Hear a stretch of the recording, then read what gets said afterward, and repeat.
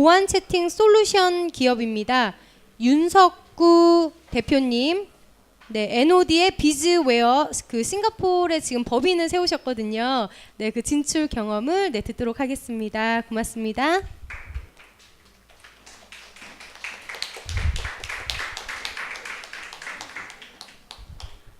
네, 안녕하십니까. 이렇게 소개하게 돼서 너무 반갑습니다. 저는 NOD 비즈웨어의 대표이사를 맡고 있는 윤석구입니다. 저는 어떤 그 현상적인 내용이나 어떤 데이터보다는 저희가 어떤 경험을 갖고 어떤 생각을 갖고 왜 그 싱가포르에 진출하게 됐는지 그런 어떤 내부적인 내용을 조금 말씀드릴까 합니다. 그래서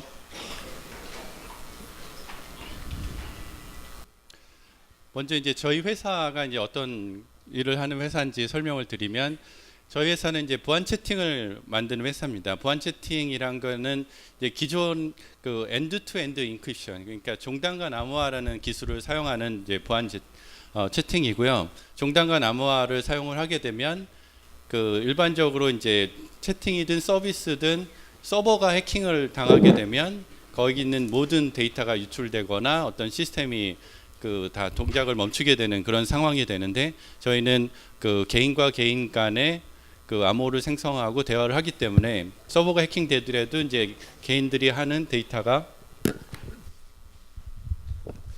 데이터가 이제 보호가 될 수 있는 그런 시스템이라고 보시면 됩니다. 근데 일단 처음부터 저희가 이제 보안 채팅을 한 건 아니고, 원래는 이제 그 NOD 코코라고 그러는 콜래보레이티브 커뮤니케이션, 그런 어떻게 보면 이제 협업 시스템을 이제 전체를 가진 걸 하고 이제 보안을 강조해서 했었는데, 사실상 이거는 이제 저희가 여러 가지 테스트를 해본 결과 그렇게 성공적이지 못했었고요. 그래서 그 중에서 그 말하자면은 시장 반응이 괜찮았던 이제 채팅 쪽을 뽑아서 보안 채팅을 만들었고, 그 일반적인 저희가 첫 번째 타겟 시장은 그 B2B 클라우드에서 이제 중소기업을 대상으로 했었는데, B2B 클라우드 시장이 이제 우리나라 시장에서는 약간 잘 안 먹히는 게 있었던 게, 이제 기존 회사들은 이미 갖고 있었고, 그래서 중소기업들이 만약에 이제 보안이 잘 되고 이런 협업 툴이 이제 클라우드로 싸게 할 수 있으면 할 거라고 했는데, 어쨌든 그 아직은 우리나라 이제 공짜라 이런 거에 있고 이제 보안 때문에 너무 뭐 비싼 돈을 그 낸다는 거가 이제 잘 안 돼서 그 중에서 이제 보안 채팅을 했었고, 근데 이제 정부기관이나 이런 데서는 이제 반드시 이런 보안 시스템이 필요로 하기 때문에 거기 상황이 났었고요. 근데 저희는 어쨌든 이제 B2C 시장을 가고 싶었기 때문에 B2C 시장으로 이제 다시 갈 수 있는 전략은 뭐였냐면, 그렇다면 이제 사람들 중에서 이제 보안이 필요한 게 뭐냐? 이게 이제 요즘 그 유행하고 있는 이제 암호화폐, 크립토 커런시라고 얘기하는 비트코인이나 이제 이더리움 같은 전자화폐가 있으면 이거를 이제 담고 주고받을 수 있는 그런 그 전자지갑 있다 그러면, 이제 모바일 전자지갑 같은 경우에는 보안이 생명이죠. 그래서 이 크립토커런시 세상에 있는 사람들이 이제 보안 전문가들이 많은 사람들한테 보안을 그동안 계속 강조하고 뭔가 설득하려고 전혀 안 되다가 드디어 이제 비트코인 세상이 되니까 너무나 많은 사람들이 보안에 대해서 이제 전문가가 돼가고 있다는 그런 상황이 됐고, 어쨌든 저희는 이제 그 핵풀이 보안 채팅에서 이제 그 크립토 커런시 월렛, 이더리움 월렛으로 이제 진화해서 다시 그 리턴 전략으로 그 해외에 다시 진출하는 그런 모델로 갈 예정입니다. 그래서 저는 이제 그 미국 그 USC에서 이제 컴퓨터 사이언스 전자를 공부하고, 특히 이제 그 분산 OS 쪽으로 제가 공부를 했었고요. 제가 그 저희 지도 교수님의 한 분이 이제 그 크리퍼드 뉴만이라는 분인데, 이제 그분이 이제 초창기에 넷책 넷캐시라고 전자화폐 프로토콜에 이제 설계를 했었던 사람 중에 한 사람입니다. 그래서 그때부터 이제 저는 이 내용을 알고 있었는데, 물론 이제 그 당시에 했었던 거는 지금처럼 비트코인이나 뭐 이더리움처럼 분산화된 시스템, 탈중앙화 시스템이 아니라 그 중앙 시스템 방식의 어떤 크립토 커런시 전자화폐였기 때문에, 지금하고는 이제 굉장히 내용이 다르긴 하지만 어쨌든 이제 그때의 경험을 바탕으로 해서 이쪽 이제 스타트업을 하고 있는 상황이고요. 스타트업 관련해서 제가 처음 먼저 공부했었던 거는 이제 스탠포드에서 공부를 하면서 내용을 들었고요. 스탠포드가 이제 실리콘밸리에 있기 때문에 많은 사람들이 그러면은 그 무어의 법칙이나 뭐 이런 거에 이제 많이 공부했을 거라고 생각을 하는데, 오히려 저한테 더 중요하고 그때 이제 감명 깊게 받았던 내용은 뭐냐면 그 맥카피의 법칙입니다.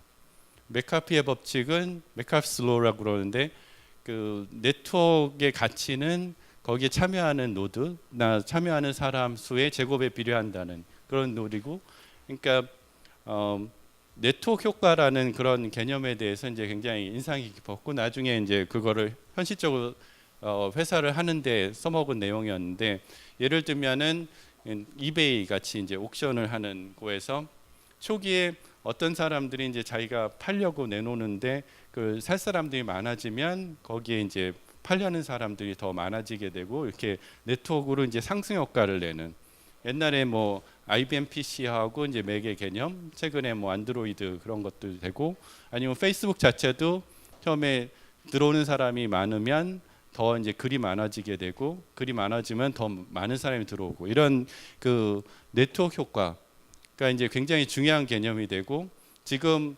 그 현재 상황에서 이제 많은 사람들이 굉장히 그 관심 있게 보고 있는 거는 인터넷 3.0.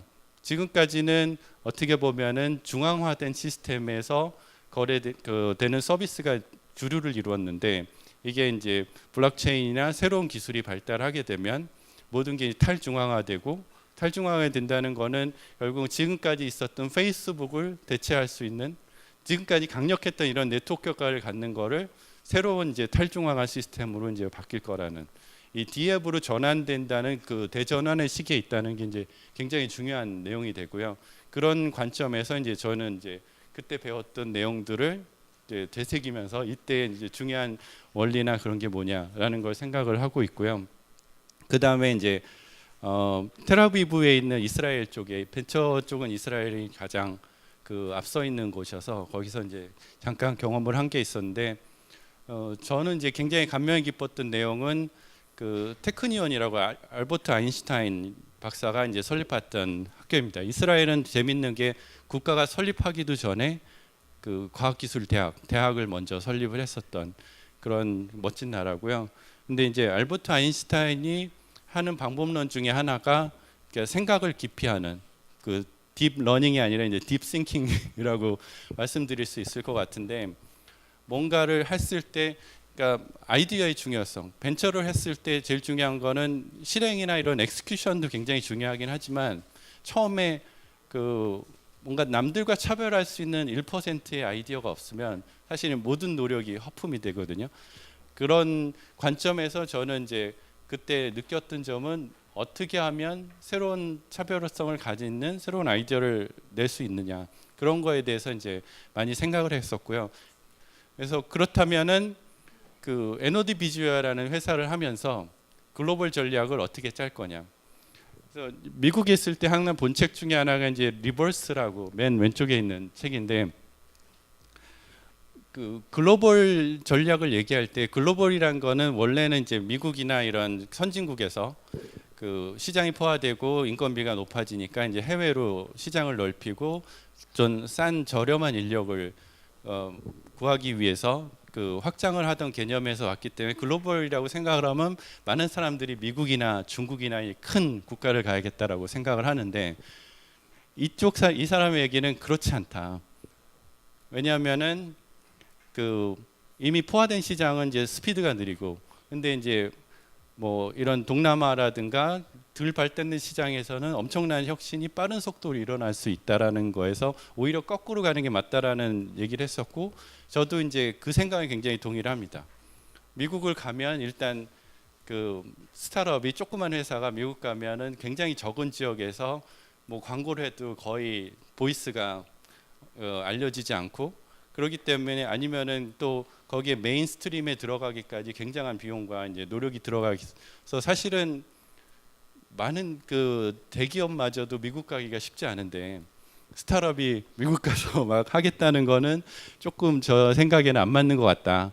그러면, 그리고 이제 또 비슷한 개념이 이제 그 디스플린드 엔터프라이즈, 그러니까 예를 들면 MIT 스타트업 바이블이라고 우리나라에서는 돼 있는데, 그 빌 올렉 교수가 얘기하는 게 초기 거점 시장입니다. 초기 그 영어로는 이제 비치헤드 마켓이라고 그러는데 스타트업에게 있어서는 중요한 거는 뭔가 상륙할 수 있는 자기가 물건을 팔고 자신의 고객을 확보하고 1등을 할 수 있는 중요한 거점 시장을 마련해 줘야 되는데 큰 국가에 가는 것보다는 동남아나 이런 데에서 경쟁이 좀 적고 그 자기가 이제 1등을 해서 어느 정도 한 7, 80%의 시장을 장악할 수 있는 그런 그 완전체 시장이라고 얘기하죠. 그런 데로 이제 갈 수 있어줘야 된다는 게 이제 기본적인 생각이었고, 그래서 저희는 이제 리턴 스트레이트를 가지고 있습니다.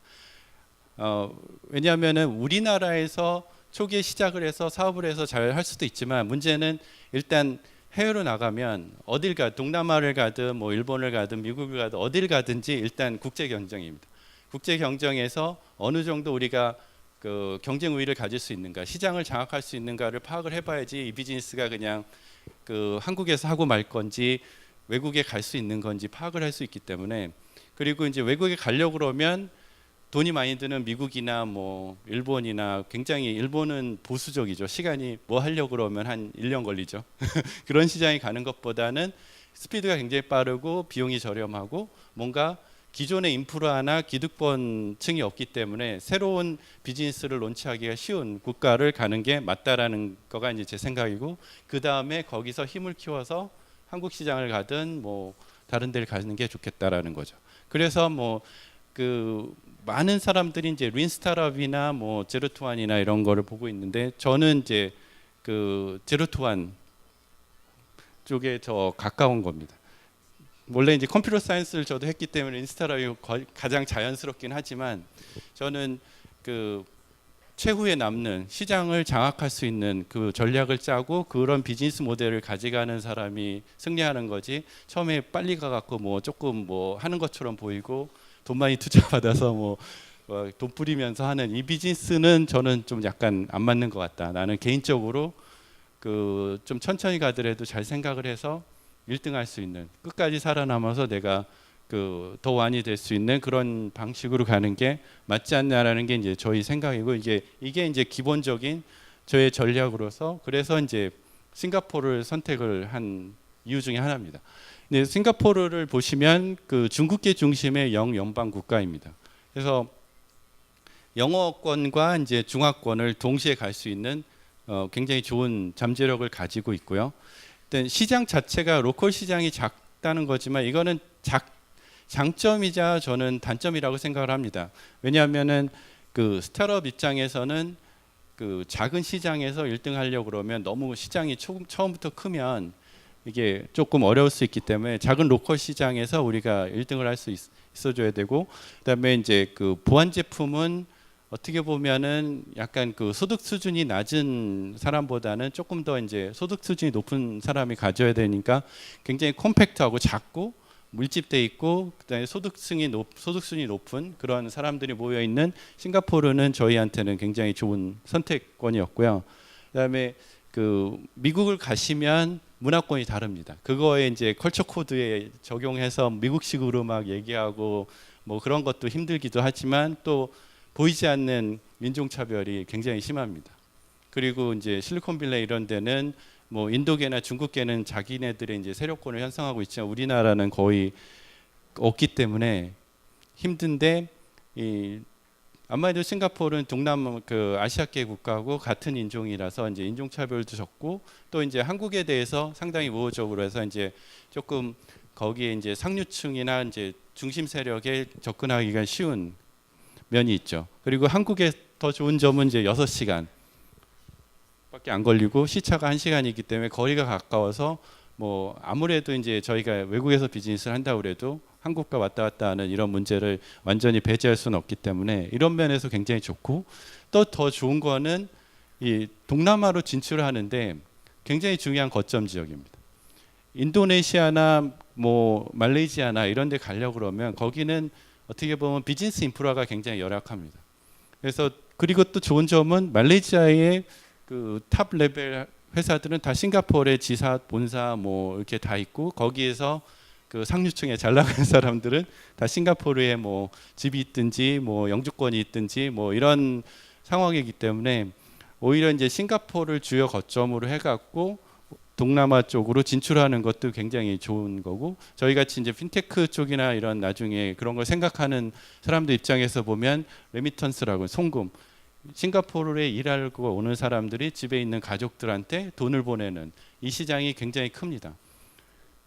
그러면은 그 싱가포르는 이제 어떤 파이낸셜 그 금융 인프라가 굉장히 발달돼 있긴 하지만 바로 옆에 있는 동네들은 nothing, 아무것도 없거든요. 그러면은 이런 상황에서 그 사람들이 쉽게 돈을 보낼 수 있는 비즈니스는 이제 블록체인 크립토 커런시죠. 비트코인이든 이걸로 보내면 굉장히 쉬워지고 그 비용이 완전히 싸게 되는 이런 모든 그 문제점을 바이패스할 수 있는 시장이 될 수 있고요.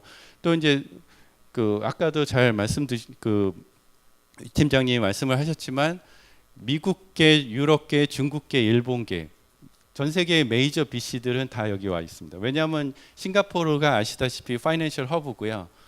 뭐 증권회사, 보험회사, 금융회사들의 헤드쿼터 본서가 여기 레플스 플레이스라는 거기에 가보시면 굉장히 거의 삐까번쩍한 금으로 막 이렇게 바른 그런 빌딩들에 이제 다 들어와 있습니다. 그래서 일단 돈은 엄청나게 많고요. 그 다음에 이제 그 비즈니스 환경이 약간 영국 중심의 어떤 그런 제도권과 문화를 갖고 있고 비즈니스 환경이 굉장히 발달돼 있습니다.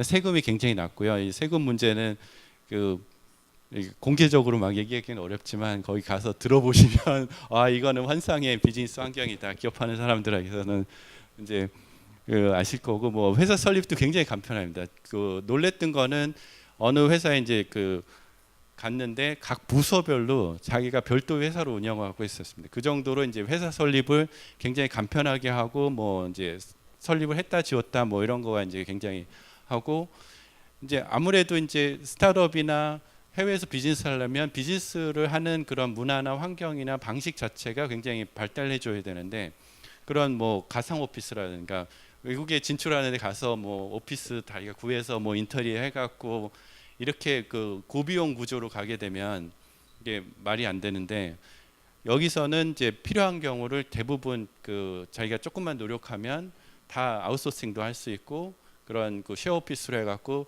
굉장히 저비용으로 그다음에 그리고 자기 굉장히 그 플렉서블하게 자기가 이제 유연하게 움직일 수 있는 그런 구조나 문화가 인프라가 굉장히 발달돼 있는 곳이죠. 근데 그런 이제 장점들이 있는 반면에 또 단점도 또 있습니다. 왜냐하면은 이제 일단 싱가포르가 다문화 국가입니다.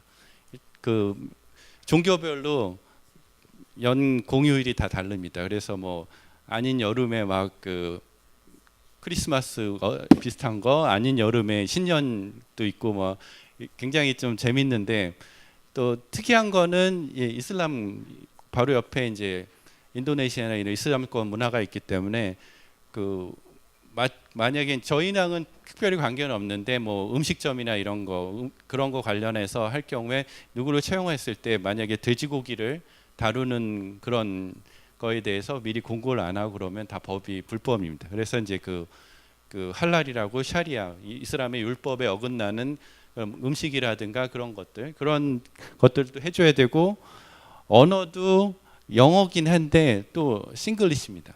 싱글리시의 가장 대표적인 언어가 캔입니다. 그 예스인데 그 뭐 해줄 수 있어요 그러면 다 캔 뭐 다 그런 식으로 얘기하고 조금 다른데 이제 그러다 보니까 영어를 하긴 하지만 실제 로컬라이제이션에 마치 이제 우리가 싱가포르에 있는 회사인 것처럼 그 감각을 느끼게까지 만들어 주려면 싱글리시를 해줘야 되고 그러면은 이제 영어랑 또 다른 새로운 거가 되는 거고요. 그다음에 이제 중국어도 있고 말레이시아, 뭐 인도네시아 이게 다 그 작지만 다민족 국가라서 그 모든 국가에 대한 언어를 지원하는 문제도 이제 쉽지 않은 문제고요.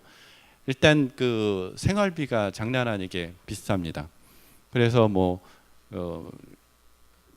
잘 생각하지 않고 가시면 그냥 돈을 금방 캐시가 번렛이 굉장히 남은 돈이 이제 굉장히 빠르게 소진되는 지역 중에 하나니까 좀 잘해 주셔야 되는데 이게 중국이나 아시아에 있는 부자들이 다 여기 와서 살고 땅값을 좁은 지역이기 때문에 다 올려놔서 그렇습니다. 그래서 이제 그 실제로 그 해외 진출을 하려고 그러면 어떻게 해야 되느냐? 처음부터 이제 그냥 무대뽀로 이제 돈 조금 갖고 가면은 굉장히 좀 낭패를 보실 수가 있습니다. 그래서 그 저희가 했던 프로그램은 이제 창업진흥원에서 했었던 그 글로벌 엑셀러레이팅 프로그램인데 이제 해외의 엑셀러레이터들과 이제 연계해서 초기에 이제 그 나라에 대해서 교육을 시켜주고 그런 것들을 하는 건데 해외를 가신 경험이 있으신 분들은 어느 정도 아시겠지만 우리가 피상적으로 인터넷 검색을 하거나 여기서 듣는 거랑 직접 가서 하는 데이터하고 굉장히 차이가 다릅니다. 저도 사업 계획을 할 때 한국에 있는 자료들 뭐 인터넷 검색해서 열심히 했는데 딱 가니까 좀 말도 안 되는 거기서 느꼈을 때 감각으로는 이제 말이 안 되는 그런 내용들이 있었고 그래서 어떻게 보면은 그쪽에 이제 비즈니스를 하는 사람들의 경험을 얻고 초기에 이제 자금을 많이 절약할 수 있는 방법이 제일 좋은 방법 어쨌든 액셀러레이터 프로그램이고 그래서 이제 초기에는 저희 그 방식으로 갔었고 이후에 그 나이파의 이제 IT 지원센터에서 하는 거고 이 IT 지원센터는 이번 스타트업뿐만 아니라 이제 굉장히 오랜 역사를 갖고 있는데 예전에 뭐 실리콘밸리나 일본이나 뭐 이런 곳에 있었고요. 해외로 가려고 그러면 제일 많이 드는 게 어떻게 보면 오피스나 뭐 그런 인프라 비용입니다. 그거를 이제 옛날부터 지원해줘서 많은 회사들이 갔었고요. 그다음에 코트라는 뭐 전통적으로 굉장히 오랜 역사를 갖고 해외에 진출하는 많은 프로그램들이 있어요. 해외 IR을 한다든가 이런 것들은 이제 프로그램이 굉장히 많기 때문에 저희는 이제 이런 프로그램들을 많이 사용을 하고 있고 또 더 좋은 방법은 이제 한국에 들어와 있는 외국계 그 액셀러레이터나 이제 그 스타트업 펀드들을 사용을 하거나 뭐 스타트업 대회에 나가시면 그런 걸 통해서 이제 진출을 일단 시작을 해보시면 좋은 그런 프로그램들이 있고요. 그래서 일단 시작은 그런 방식으로 하는 게 저희는 이제 그런 방식으로 했었고요.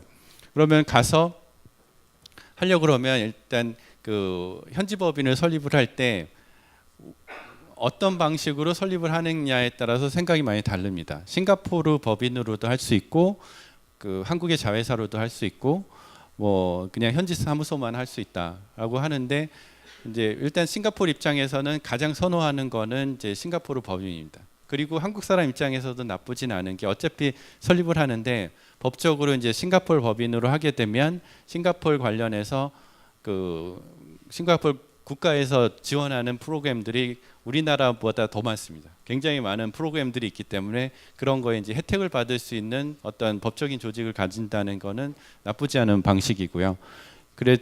그리고 이제 요즘 뭐 그 크립토 커런시 암호화폐 하는 회사들이 뭐 주쿠주에서 할 때 이제 거기 현지인을 한 명 이사로 꼭 집어넣어야 돼서 하는 것처럼 싱가포르 법인을 설립을 하려면 현지인을 싱가포르인 그 퍼머넌트 레지던트라고 그래서 이제 그런 사람도 이제 문제가 없는데 꼭 디렉터로 넣어줘야 되는 그런 문제, 그다음에 회계 뭐 이런 것들에 대해서 이제 아웃소싱을 다 해주시면 되고 그 노력을 안 들이고 그냥 뭐 예를 들면 한국계 회사들이 이제 장단점이 있습니다. 쉬운 거는 한국말이 되니까 하는데 이제 사실은 자기가 노력해서 다 따져보면서 하나하나씩 하는 거에 비해서는 조금 비싸죠.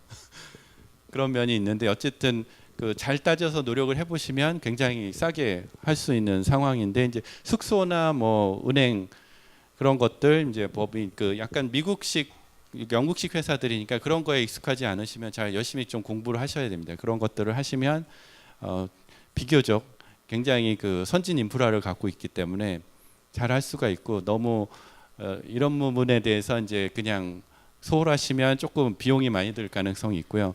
인력 채용 같은 경우에도 만약에 싱가포르 법인으로 한다고 그러면 싱가포르인을 먼저 채용해야 되는 그런 의무가 있는데 저희 같은 그 회사는 소프트웨어 회사다 보니까 싱가포르인들보다는 이제 인도나 뭐 이렇게 외국에서 싱가포르에 오고 싶어하는 사람들이 많고요. 내부에 어떤 거기도 소프트웨어나 이런 인력은 거의 구할 수가 없기 때문에 굉장히 힘들고 만약에 구한다면 이제 그런 그 싱가포르 채용 그런 할당량을 이제 소모하거나 뭐 그런 문제가 있기 때문에 그런 것들에 대해서 좀 잘 생각을 해주셔야 되고요. 거기는 그래서 이제 비자가 그 employment pass, 그러니까 만약에 우리가 이제 직원을 한국 직원을 이제 싱가포르에 파견한다 그러면 그 직원으로 하는 그런 비자가 그 워킹 비자가 이제 필요로 하고 아니면은 이제 그 창업 비자가 이제 엔터프라이어 패스가 또 있고 이런 것들도 이제 어떻게 할 건지 한번 잘 생각을 해보시면서 해보시는 게 이제 중요할 것 같고요. 그래서 저희는 이제 처음에 이제 창업진흥원 통해서 가서 그 1차로 이제 NOD 코코로 했다가 그 초기 마케팅이나 이런 거 봤을 때 이제 그 시장성이나 이런 게 조금 문제가 있다는 판단을 해서 다시 이제 리턴을 해서 그걸 이제 보안 채팅으로 해서 이제 한국에 이제 정부기관에 납품을 하고 다시 그 저희는 다음 달에 이제 테크 이노베이션에 갈 건데 그 크립토 커런시 쪽으로 방향으로 해서 이제 가는 방향이고 먼저 이제 저희는 그 개발이나 이런 걸 다 끝나고 투자 유치나 뭐 이런 걸 한 게 아니라 이제 먼저 시장이나 그 고객을 먼저 확보하고 뭐 투자 유치나 이런 걸 이제 그 처음부터 이제 동시에 진행하는 방식으로 가고 있습니다. 그래서 이제 피봇은 이제 그 방금 말씀드린 것처럼 이제 그런 식으로 했고 이제 조금 더 빠르게 가고 있는데 한 가지 말씀드리고 싶은 거는 이게 비즈니스적인 것도 중요하지만 기술적인 관점에서도 그 실리콘밸리나 이런 선진 회사들의 스타일에 그 비슷하게 따라가 줘야 됩니다. 저희가 이제 처음에 할 때는 그 이전 방식으로 하다 보니까 이제 안드로이드 만들고 iOS 만들고 사람이 많이 들어가죠. 지금 구할 수 없는 게 프로그래머인데 사람이 많이 들어가는 방식으로 이제 하게 되면 힘든데 이제 처음에 이제 그 다음에 이제 하이브리드 하니까 하나 갖고 하나의 언어로 뭐 안드로이드도 만들고 iOS도 만들고 서버도 하고 다 하는 이런 방식으로 가고 이제 그 지금 마지막 단계는 이제 서버리스 아예 서버 자체를 그냥 개발 안 하고 있는 것 갖다 쓰는 이런 형식으로 이제 빠르게 가고 있고요. 그 싱가포르는 그 지금 스위스랑 그 양대 산맥이죠. 이 ICO 블록체인에서 이니셜 코인 오퍼링이라고 그래서 초기 그러니까 인디고고나 킥스타터 같이 초기 자금을 유치하기 위한 그 방법입니다. 어떤 그 전체 그 개발을 하기 전에 초기 이제 투자를 받을 수 있는데 이니셜 코인 오퍼링 한 가지 특징은 예를 들면은 초기 투자 그 벤처 캐피탈이나 이제 스타트업 그 투자하는 사람 입장에서도 돈을 투자하면 이 회사가 떠갖고 상장해야지만 익시스를 할 수 있는데 ICO는 이게 그 크립토 커런시 화폐이기 때문에 크라우드 펀딩을 투자해도 바로 이거를 딴 데다가 쓸 수 있다는 게 이제 차이점이 있죠. 근데 물론 굉장히 그 하이 리스크 비즈니스이긴 합니다. 그래서 이제 테넥스라는 회사가 한 80밀리언이니까 우리나라 돈으로 한 800억 정도, 뭐 골룸, 뭐 한국에도 왔었던 퀀텀 같은 회사가 이제 계속 그쪽에서 ICO를 진행하고 있고 특징적인 거는 이제 그 규제가 굉장히 그 어떻게 보면 이제 열려 있는 형태인데 예를 들면 그 레귤러터리 샌드박스라는 개념을 갖고 있습니다. 그래서 이제 샌드박스가 이제 보안에서도 많이 쓰이는 이제 뭔가 위험한 프로그램을 돌릴 때 이제 모바일에서 샌드박스 안에 넣는 것처럼 이게 아직은 규제를 하기도 그렇고 안 하기도 뭐한 이런 상황에서 그냥 어떻게 보면은 이제 간략하게 이제 허가를 받아서 일단 해보고 큰 문제가 있으면은 뭐 하는 뭐 그런 식으로 이제 굉장히 플렉서블하게 움직이는 이런 방식으로 갈 수 있는 그런 상황입니다. 그래서 이제 저희는 이런 생각을 갖고 지금 이런 방식으로 그 싱가포르에 진출했었고요. 예. 혹시 뭐 더 궁금하신 내용이나 이런 거 있으시면은 저희 그 맨 앞에 있는 게 트위터 계정이고 트위터는 주로 저는 이제 정보를 모으는 데 쓰고 있으니까요. 그 이메일로 주시면 더 연락드리겠습니다.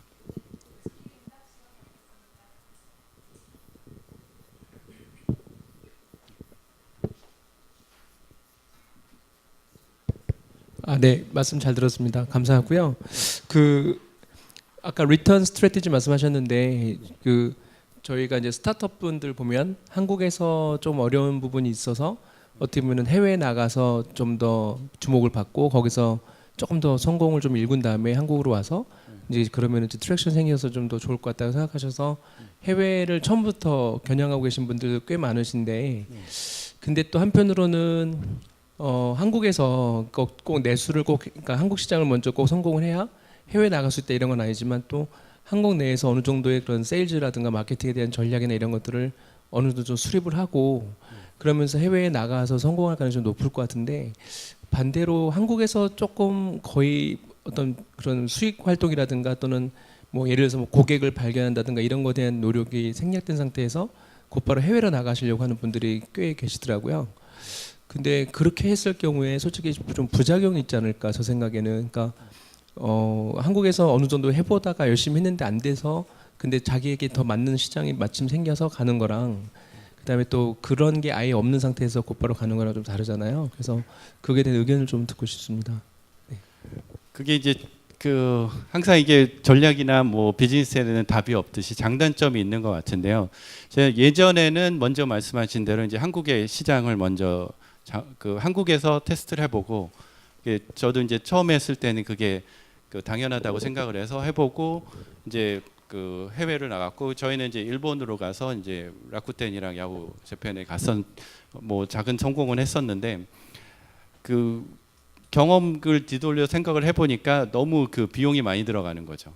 일단 한국에서 성공한 모델과 일본 모델하고는 이제 완전히 다 달랐던 거죠. 그리고 또 이제 그 고객을 공부하고 문화를 공부하고 이 시간이 있었기 때문에 계속 이제 비즈니스는 이제 연속성이 있어줘야 되는데 그런 관점에서 어떤 그 뭔가 성장이 중단이 된다든가 그러면은 아시다시피 이제 투자자들 관점에서는 굉장히 우려하고 사실 연속적인 투자가 어려워서 이게 그 일반적인 비즈니스에도 이제 캐즈 문제가 있잖아요. 초기 고객하고 이제 메인스트림 고객하고 차이가 있어서 그런 것처럼 그 한국에서 성공을 했는데 오히려 그 거기서 이제 그런 중단 모든 비즈니스의 어떤 중단 과정이나 그런 걸 희생하고 넘기에는 이제 저희는 희생이 너무 커서 그런 보다는 아예 처음부터 이제 갈 수 있는 모델을 찾아보자라는 생각을 갖고 이제 두 번 저희 이번에 할 때는 그 먼저 했는데 물론 이것도 사실은 또 굉장히 어렵습니다. 왜냐하면은 그 계속 물론 스타트업이라는 자체가 저 이런 비즈니스 모델이라는 검증하긴 상황이긴 한데 이런 거에 그 말하자면은 동의할 수 있는 투자가들도 찾기가 굉장히 어렵고 이게 비용이 많이 들기 때문에 실패 비용 이런 것들을 이제 계속 하려고 그러면 그런 면에서 어려운 점이 있기 때문에 그 성향인 것 같아요. 제가 보면은 자기가 잘할 수 있는 분야, 자기 스타일에 맞는 방식으로 하는 게 가장 적합한 것 같아요. 그래서 그리고 이제 비즈니스 어떤 내용 자체도 중요한 것 같습니다. 만약에 자기가 이제 그 뭐 외국에 있는 성공하는 모델을 갖고 한국에서 뿌리고자 한다고 그러는 그런 모델의 비즈니스라면 그냥 한국에서 먼저 하는 게 맞고요. 근데 새로운 모델을 찾는 거라면 제 개인적인 성향이나 그 의견은 먼저 그 외국에서 가봐서 하는 게 낫고 한국도 어떻게 보면 이제 굉장히 그 발달된 곳이기 때문에 그 프릭션이 굉장히 큽니다. 기존에 있었던 인프라든가 이제 기득 그 갖고 있는 사람들 그런 거를 뚫고 뭘 한다는 건 굉장히 어려워서 뭔가 아주 전혀 새로운 거라면 그런 그 저항감이 별로 없는 곳에서 시작하는 게 맞지 않나라는 생각이 듭니다. 아까 인력 채용에 대해서 그 싱가포르 법인을 설립하려면 싱가포르인을 꼭 있어야 된다고 했잖아요. 그거에 대해서 좀 자세히 설명해 주시겠어요? 예, 그래서 이제 그 일단 뭐 거기 뭐였죠? 아무튼 싱가포르 인력청 거기가 있는데 거기서 채용을 하려고 그러면 그 우리나라도 이제 외국인 채용할 때 이제 규정이나 이런 우리나라 오히려 더 자유로운 편인데 이제 싱가포르는 이제 내국인을 우선주의로 하기 때문에 거기다 이제 그 싱가포르 법인을 설립했는데 외국 사람 채용하는 거에 대해서 이제 어떻게 보면은 권장을 굉장히 안 하는 거에서 물론 이제 할 수 있습니다. 이제 전혀 못 구하면은 당연히 할 수 있기 때문에 일단 먼저 그 거기 그 노동청 거기 같은 데다가 사이트에다 올려놓고 뭐 한 달 지나도 도저히 못 간다 그러면 그때 이제 얘기해서 하고 아시다시피 이제 싱가포르 공무원들은 굉장히 친절하고 정직하기 때문에 그런 면에서 이제 페어하게 다 합리적으로 의사결정을 하는 상황입니다. 뭐 그걸 우선적으로 해야 된다고 뭐 강제하고 뭐 안 하면 뭐 이렇게 막 그 어떤 벌칙이 나오고 뭐 그런 상황이라기보다는 어떻게 보면은 그 혜택을 주고 이제 잘 이렇게 합리적으로 설득하는 그런 상황이기 때문에 반드시 꼭 지켜야 되는 거는 아니라고 볼 수도 있는데 이제 지키는 게 그 신상에 좋은 편이죠.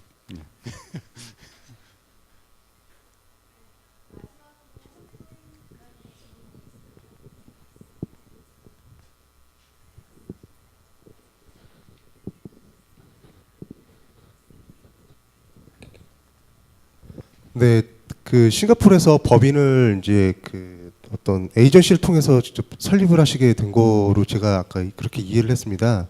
보통 그 이제 직접 자기가 뭐 알아보면서 하는 거랑 비용 차이가 좀 날 수 있다고 그랬는데 보통 비용이라든지 아니면 기간이라든지 보통 어느 정도를 생각을 하고 그 접근하면 좋을까요? 일단 법인 설립은 굉장히 금방 됩니다. 뭐 거의 한 달도 안 걸렸. 아무튼 굉장히 그 간략합니다. 이제 그런데 그 전에 그 조건을 맞추는 시간이 걸리는 것뿐이고요. 근데 저희는 그 IT 센터에서 이제 거기서 그런 것들에 관련돼서 이제 지원을 많이 해주셔서 싱가포르 IT 센터에서 그 연결해 주신 거기 한국계 그 세크리터 거기 법무사무소 통해서 했었고요. 근데 그것보다 어떻게 보면 저희는 우연히 그 싱가포르인 한국계 직원을 채용을 할 수가 있어서 조금 그 문제가 이제 쉽게 풀렸고 이제 싱가포르인이 한 명 있어야 된다는 문제가 쉽게 풀렸고 나머지는 뭐 자본금이랑 뭐 그런 것들을 이제 결정해서 하는 거고 이제 의사결정 시간이 오래 걸린 것뿐이지 그 설립하는 것 자체는 굉장히 빠르고 뭐 그렇게 비용도 안 드는 편입니다.